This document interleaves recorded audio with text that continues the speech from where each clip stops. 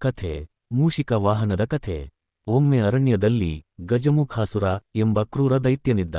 ಅವನು ತನ್ನ ಬಲದಿಂದ ದೇವತೆಗಳು ಮತ್ತು ಋಷಿಗಳನ್ನು ಕಾಡಿಸುತ್ತಿದ್ದ.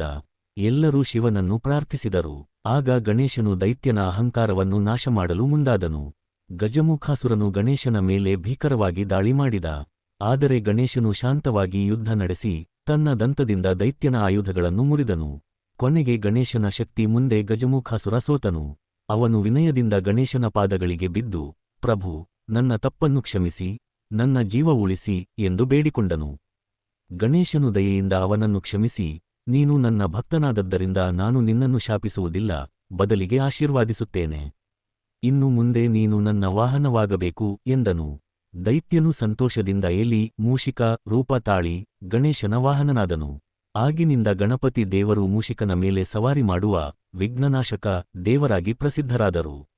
ಈ ಕಥೆ ನಮಗೆ ಅಹಂಕಾರವನ್ನು ತ್ಯಜಿಸಿ ವಿನಯದಿಂದ ನಡೆದುಕೊಂಡರೆ ದೈವಾನುಗ್ರಹ ದೊರೆಯುತ್ತದೆ ಎಂಬ ಪಾಠವನ್ನು ನೀಡುತ್ತದೆ.